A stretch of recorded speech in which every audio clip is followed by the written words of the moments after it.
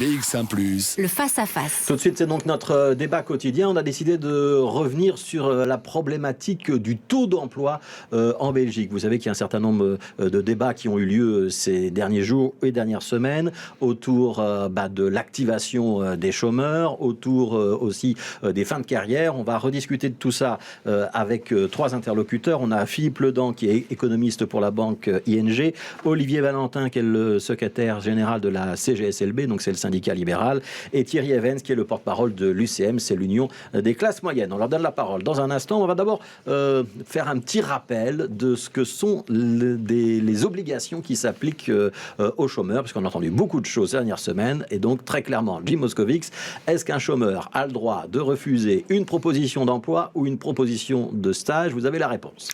Oui, tout ça, c'est dans le système d'activation des demandeurs d'emploi qui a été adopté en Belgique en 2004. Il a été régionalisé en 2011 avec la 6e réforme de l'État. Et depuis, ce sont donc les organismes régionaux, Actiris ici à Bruxelles, qui contrôlent ce qu'on appelle la disponibilité active des chômeurs.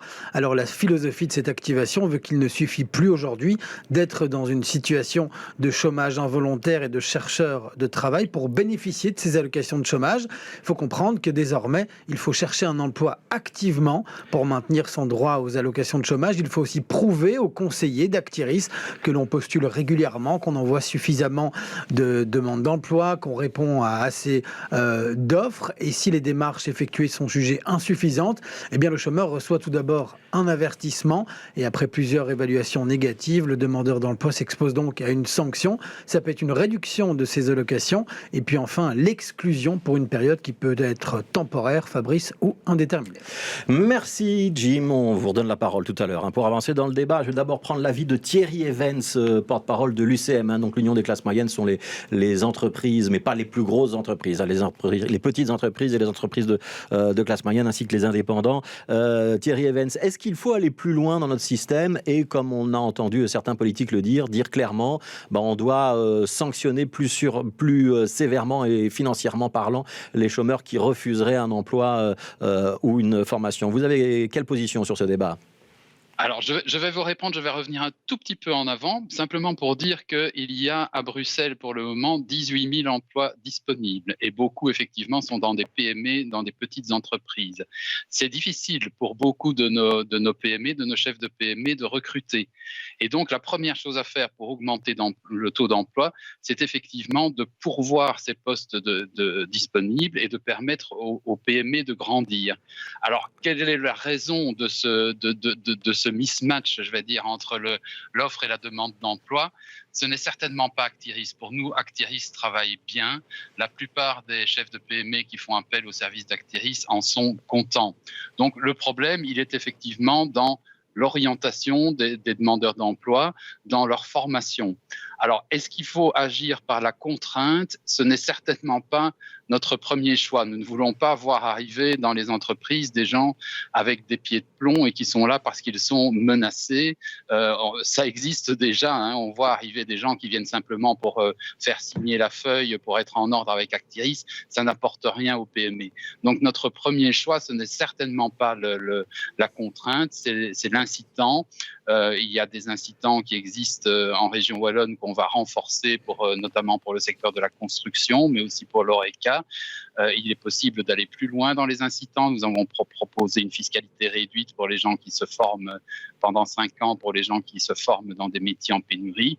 Donc, il y a moyen d'agir d'abord de façon positive avant de penser à des sanctions, même si tout le monde, effectivement, doit être responsabilisé. Petite précision, quand vous nous dites qu'il y a 18 000 emplois vacants en région bruxelloise, on peut savoir dans quel type de secteur? Essentiellement, pour l'instant, la grosse demande, c'est construction et Horeca. Ce sont les deux secteurs qui sont le plus en demande, mais il y en a aussi dans beaucoup d'autres secteurs. Ouais. On cherche aussi des bouchers et également des enseignants et également dans des professions alors comme les ingénieurs, des médecins généralistes, enfin des professions qui demandent davantage d'études. Ouais. Olivier Valentin, point de vue syndical maintenant, pour le syndicat libéral. Est-ce qu'on pourrait aller plus loin dans ce qu'on appelle l'activation des chômeurs? Est-ce qu'on doit renforcer le contrôle? Première question. Et deuxième question, ce que Thierry Evans a appelé le mismatch, donc la discordance entre l'offre et la demande du marché de l'emploi, et sans doute le problème de la formation. Comment on fait pour résoudre ça? Bien, par rapport aux obligations qui pèsent sur les chômeurs, je pense qu'en début d'émission, on a suffisamment précisé que c'était un système de droits et d'obligations, que les demandeurs d'emploi devaient faire une recherche active d'emploi et devaient montrer, afin de pouvoir bénéficier des allocations de chômage, qu'ils sont en démarche de recherche active d'emploi. Donc leur activité principale, c'est de chercher et de trouver un emploi. Donc je ne pense pas évidemment que le volet sanctions doivent être renforcé. Ça c'est clair. Je ne l'ai pas entendu non plus dans le chef de M. Evans. Je pense aussi que dans une vision ensemble que l'on peut avoir comme partenaires sociaux, ce que l'on veut avoir, c'est une augmentation du taux d'emploi, mais sur une base volontaire, sur une base incitative. Alors les idées comme par exemple ça se fait en région wallonne par rapport à certains métiers en pénurie, de réorientation, d'octroi d'une prime pour ceux qui vont dans cette direction-là, c'est une idée dans la bonne direction. Qu'est-ce qu'il y a aussi comme élément que l'on remarque aussi, c'est qu'un demandeur d'emploi qui est en recherche d'emploi et qui veut trouver, qui demande à trouver un emploi, il y a toujours un différentiel énorme entre ce qu'il va gagner comme rémunération et ce qu'il touche en termes d'allocation de chômage. Donc en général, les personnes veulent trouver de l'emploi. Le mismatch, je pense qu'on peut le rencontrer par rapport à certains éléments. Effectivement, tout ce qui concerne la formation, tout ce qui concerne montrer en quoi consistent les métiers qui se trouvent derrière la formation, c'est aussi un élément qui est important. Essayer d'orienter les demandeurs d'emploi vers des jobs qui pourraient les intéresser, c'est quelque chose d'important. Je voulais juste aussi souligner, pour terminer ce point-là, de poser la question par rapport à la qualité des emplois qui sont proposés. Il est important aussi que les emplois qui soient proposés soient des emplois durables, je dirais, donc des emplois dans lesquels un travailleur peut se projeter, que ce ne soit pas une succession, et c'est le cas aussi pour des métiers en pénurie, une succession de contrats à durée déterminée ou un passage obligatoire par l'intérim. C'est le retour qu'on a le plus souvent, c'est que ce qui est proposé comme emploi, y compris pour des métiers en pénurie, ce sont souvent des contrats faibles qualitativement. Et donc ça, c'est aussi un point qu'on peut améliorer. Alors on donnera peut-être l'occasion à Thierry Evans de répondre sur ce point-là dans quelques minutes. On va d'abord donner la parole à Philippe Ledan. Je provoque un peu Philippe Ledan. J'ai bien entendu qu'une des difficultés, c'est le faible décalage entre ce qu'on gagne lorsqu'on est au chômage et puis ce qu'on gagne lorsqu'on entre réellement dans l'emploi, même si Olivier Valentin dit qu'il y a quand même une différence et elle est substantielle.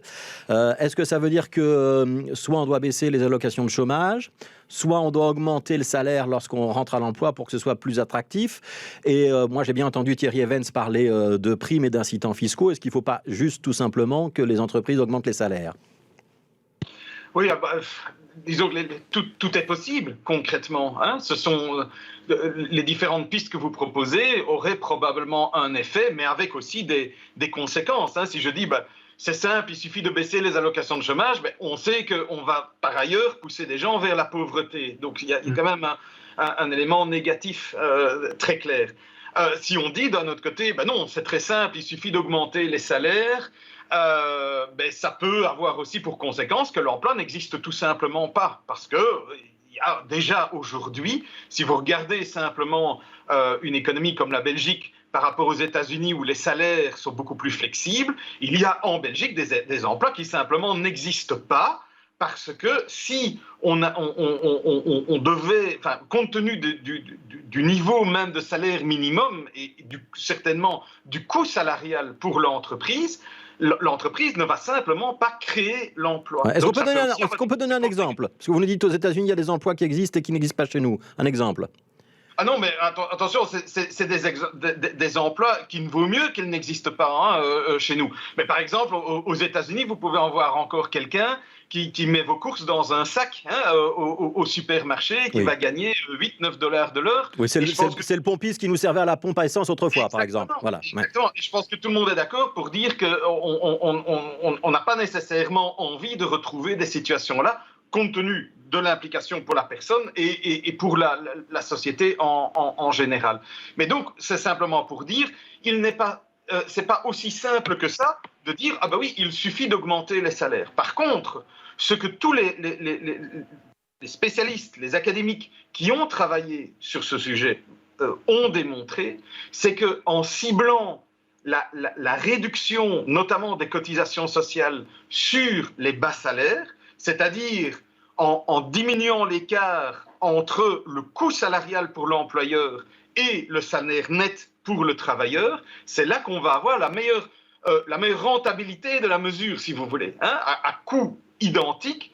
Donc, si vous réduisez l'ensemble des cotisations sociales sur l'ensemble des salaires, ou bien vous ciblez les emplois où les salaires sont les plus bas, donc généralement les qualifications les plus faibles et l'écart le plus faible entre l'allocation de chômage et le salaire, c'est là que vous allez avoir un impact plus grand. Donc, voilà, c'est une autre piste, hein, et il y a des pistes, mais par contre, ce qui est important, et on le voit ici, et je pense que ça a été très bien dit par les deux autres interlocuteurs, c'est qu'il faut toujours essayer de regarder la situation dans son ensemble, avec les implications que ça peut avoir, et ne pas simplement se centrer sur une mesure, que ce soit l'activation des chômeurs, qui sont plutôt des mesures de dernier recours, si vous voulez. Hein, c'est un peu, bien sûr qu'en dernier recours, on doit bien considérer qu'il faut une sanction pour éviter les effets d'aubaine, mais ce n'est pas comme ça qu'on résout le problème du marché du travail. C'est en ayant une vision globale. Thierry Aven, je voudrais vous entendre. J'imagine que ce que vient de nous expliquer Philippe Ledan, qui consiste donc à augmenter ce qu'on appelle le salaire poche par rapport à la charge salariale que paie l'entreprise. J'imagine que ça va tout à fait dans votre sens. J'aimerais que vous répondiez à Olivier Valentin qui dit pour qu'on choisisse certaines fonctions, certains emplois, dans le bâtiment, dans la restauration par exemple, il faut que le travailleur s'y sente bien ou s'y sente mieux et qu'il ait peut-être une perspective de carrière plutôt que d'enchaîner les petits boulots via une boîte d'intérim ou autre. Qu'est-ce que vous lui répondez ? Oui, un tout petit mot quand même sur la question des salaires et du coût salarial. Effectivement, on ne peut pas, tout est possible, on ne peut pas augmenter les salaires, sinon ça nuit à l'emploi. Nous défendons chez UCM des gens qui travaillent avec leur propre argent, qui sont des entrepreneurs individuels, et donc il faut que quand ils embauchent quelqu'un, que cette personne, quelque part, je vais être un petit peu trivial, mais rapporte plus que ce qu'elle ne coûte. Donc, à partir du moment où vous augmentez le coût du salaire, le coût salarial, eh bien, vous diminuez les possibilités de recruter. Alors, avoir des emplois de qualité, oui, évidemment, je suis d'accord sur le principe, et j'ai entendu aussi Monsieur Valentin dire qu'il faut informer sur les métiers en pénurie, parce que je pense qu'il y a des a priori sur un certain nombre de ces métiers. Maintenant, les métiers ont une certaine pénibilité. Je vous disais qu'on manque surtout de main-d'œuvre pour le moment dans l'ORECA et dans la construction.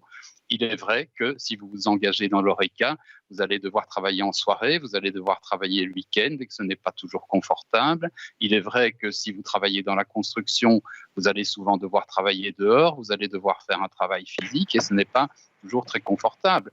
Cela dit, les revenus, je ne parle pas nécessairement des salaires parce que dans l'ORECA, il y a également la question des pourboires ou d'à côté, les revenus sont à la hauteur de l'effort qui est demandé, c'est ça qui est nécessaire.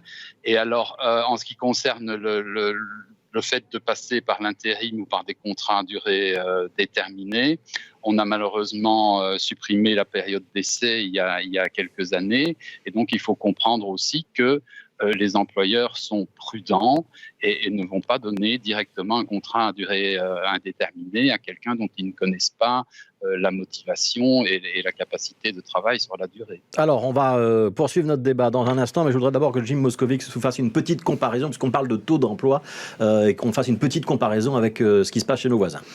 Oui, alors on a les données de StatBel pour 2020 pour notre pays. On y apprend que le taux de chômage des moins de 25 ans, on va se focaliser sur celui-là, il était de 29% en région bruxelloise sur l'année écoulée, de 21,7 en région wallonne et de un petit peu plus de 10% pour la Flandre. Alors pour la Belgique, la moyenne elle tourne autour des 15% et on va voir ce qui se passe chez nos voisins européens. Selon les chiffres de l'OCDE sur le taux de chômage des 15-24 ans en 2021, les Pays-Bas, l'Allemagne, la République tchèque mais aussi le Danemark ont les chiffres les plus bas, autour de 7 à 8%. Ensuite, il y a l'Autriche, la Norvège et la Pologne avec des taux entre 11 et 12%. Et la situation belge, elle est dans le peloton du milieu, comparable à celle de la Hongrie, de l'Irlande ou encore du Luxembourg. Mais c'est mieux que la France, qui elle est à 18%. Et en fin de peloton, on retrouve l'Italie avec 27%, l'Espagne avec 35%. Et enfin, la Grèce, où le taux de chômage des jeunes culmine à plus de 37%. C'est évidemment le plus haut d'Europe. Alors, ça, ce sont le taux de chômage des jeunes. C'est un indicateur qui est important ou il est relatif, Philippe Ledan? Alors, oui, et merci à votre collègue d'avoir fait la comparaison. Je pense néanmoins qu'il est préférable toujours d'utiliser le taux d'emploi. Donc, l'autre... C'est l'inverse. Pourquoi Pourquoi c'est pas tout à fait l'inverse, parce que dans le taux de chômage, on oublie un groupe de personnes, c'est ceux qui se sont retirés du marché du travail. Et notamment, par exemple, quand on dit, ben voilà, à Bruxelles, il y a un taux de chômage des jeunes de 29%, mais si je prends les 20-24 ans, alors j'ai le chiffre pour l'ensemble de la Belgique, et on sait qu'il est encore pire à Bruxelles par rapport à la moyenne de la Belgique, mais sur les 20-24 ans, le taux d'emploi n'est que de 40%. Donc en fait, alors bien sûr, il y en a qui ne sont pas demandeurs de travail parce qu'ils sont encore... J'explique ce chiffre, Philippe Ledan. Ça veut dire que sur 10 jeunes en âge de travailler et qui pourraient travailler, il n'y en a que 4 qui travaillent. Donc sur 10 jeunes de 20 à 24 ans, vous en avez 4 qui travaillent. Alors heureusement, il y en a d'autres qui sont encore aux études, et ça c'est très bien, hein, mais on sait quand même que quand on regarde, et c'est la même chose sur les fins de carrière, on a un taux d'emploi qui est très faible, et on a un taux de chômage qui est sous-estimé, mais tout simplement parce que dans la tranche d'âge la plus élevée, vous avez des personnes simplement qui ont un statut qui font qu'ils ne sont plus considérés comme étant sur le marché du travail. Et c'est là que votre collègue disait, en matière de taux de chômage, on est au milieu du peloton, mais quand on regarde le taux d'emploi, et certainement sur les deux extrémités de la distribution, les jeunes et les plus âgés, là on est plutôt en queue de peloton. Et on a un énorme retard, certainement, par rapport à l'Allemagne et par rapport aux Pays-Bas. Votre collègue a très justement dit que la France est dans une situation globalement similaire à la Belgique, voire pire.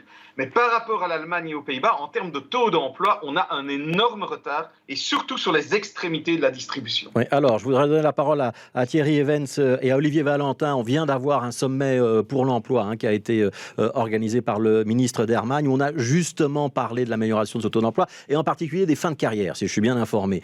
C'est quoi la position que vous pouvez défendre et les recettes que vous pouvez mettre sur la table pour améliorer notamment le taux d'emploi des plus de 55 ans, puisqu'on sait qu'on a des chiffres très faibles en la matière en Belgique. On fait quoi? On propose des emplois à mi-temps, donc moitié travail, moitié pension. On travaille sur un allègement du temps de travail. On préconise un changement de fonction et on met les gens dans des fonctions qui sont moins pénibles lorsqu'ils arrivent en fin de carrière. Qu'est-ce que vous pouvez mettre sur la table, Olivier Valentin? Oui, effectivement, dans la conférence pour l'emploi, on s'est, au point de départ, on s'était orienté ou focalisé sur la question de fin de carrière harmonieuse. La conclusion, je pense, qui était partagée par l'ensemble des acteurs, c'était de dire qu'on ne peut pas parler de fin de carrière harmonieuse si on ne regarde pas la problématique dans l'ensemble de la carrière. Et donc, il faut avoir une vision qui couvre l'ensemble de la carrière, surtout par exemple en matière de prévention en termes de santé, où on s'aperçoit que bien souvent les personnes qui sont dans les catégories d'âge au-delà de 55 ans, s'il y a des demandes de retrait du marché du travail, ces demandes sont très souvent basées sur des raisons de santé. Et donc là, c'est important justement de pouvoir anticiper par rapport aux questions de santé, de pouvoir anticiper par rapport à la fin de carrière. Alors vous l'avez parlé des systèmes de réduction individuelle du temps de travail comme par exemple le créditant en fin de carrière. On a réouvert les possibilités à la suite de l'accord interprofessionnel, les possibilités de pouvoir le faire avec une indemnisation de l'ONEM à partir de 55 ans. C'est une chose que l'on considère comme étant pour les personnes, les travailleurs les plus âgés, comme étant une bonne voie, vu que c'est quelque chose qui va sans doute inciter les travailleurs à rester plus longtemps sur le marché du travail. On se rend compte aussi qu'il il y a un sous-investissement dans ce qui concerne la formation des travailleurs, y compris les travailleurs les plus âgés. Hein, on se rend compte, toujours, c'est quelque chose qui s'améliore lentement, mais qui s'améliore vraiment très lentement, que la formation des personnes qui sont plus âgées et donc la prise en considération de leurs besoins par rapport à l'adaptation de leur travail, de l'organisation du travail, ne sont pas suffisamment prises en considération aujourd'hui. Thierry Evans, qu'est-ce que vous pouvez répondre? Est-ce qu'on peut améliorer la formation? Ça, c'est un peu aussi la responsabilité des entreprises, non?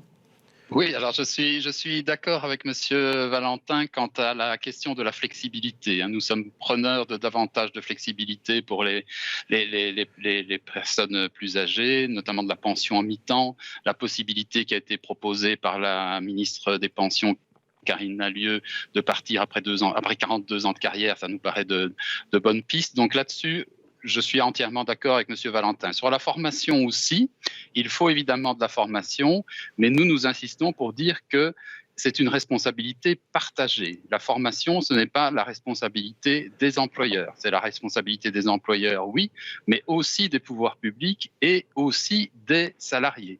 Ils ont aussi le devoir d'entretenir et de développer leurs compétences.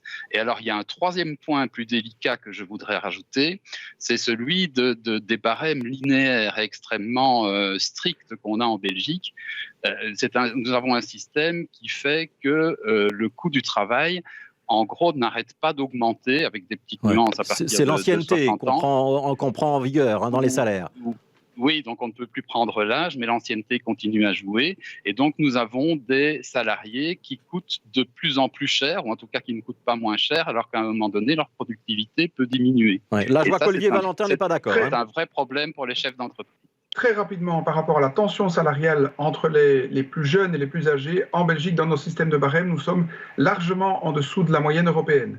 Nous sommes avec un niveau de tension qui est plus bas en Belgique entre les salaires sur une 30 années de carrière, qui est plus bas en Belgique que dans nos pays environnement et dans la moyenne européenne. Donc c'est peut-être que certains employeurs considèrent que les travailleurs âgés coûtent trop cher, mais en termes de comparaison, nous sommes nettement plus bas que nos pays environnants. Voilà, donc là, il y a un point de désaccord entre l'UCM et le syndicat libéral, ce qui est assez classique, qu'entre patronat et syndicat, on ne soit pas d'accord sur tout. Je voudrais donner le mot de la fin à Philippe Ledan, et je vais vous poser cette question-là. On a aujourd'hui un taux d'emploi qui est de 71%. Le gouvernement Vivaldi a annoncé comme objectif de le porter à 80%. Ça veut dire, si j'ai bien été informé, qu'on doit créer 600 000 emplois. C'est possible ou c'est un vœu pieux? Ça, objectivement, je pense que c'est trop ambitieux, compte tenu des désaccords entre la gauche, entre la droite, voilà, les problèmes. Attention, les problèmes que l'on a évoqués ici aujourd'hui, très bien évoqués par ailleurs, mais ils ne sont pas nouveaux, ils sont connus, ça fait des années. S'il y avait une recette miracle, on serait au courant. Voilà, exactement. Et certainement dans le contexte politique actuel, parce que finalement, ce serait théoriquement faisable. Mais pour ça, il faudrait vraiment qu'il y ait un changement complet de paradigme où tout le monde avance dans la même direction et où très clairement, ça devient une espèce de grand enjeu national. Tant qu'on est plutôt dans une logique de combat politique, j'ai envie de dire, et qu'on n'explique pas vraiment à quoi ça sert de faire remonter, je pense quand même que c'est trop ambitieux. Ouais, Thierry Evans, vous avez demandé la parole, mais très court, parce que c'est la fin de l'émission. Oui, simplement qu'on n'oublie pas dans la création d'emplois qu'il n'y a pas que les emplois salariés, on peut aussi créer des emplois indépendants. À Bruxelles, en 20 ans, il y a 35 000 indépendants à titre principal de plus. Donc il faut aussi encourager cette création d'emplois indépendants. Voilà, ce sera le mot de la fin. Merci à tous les trois d'avoir participé à ce débat. Thierry Evans, donc pour l'Union des classes moyennes, Olivier Valentin pour la CGSLB, donc le syndicat libéral, et Philippe Ledan, qui est économiste pour la banque ING.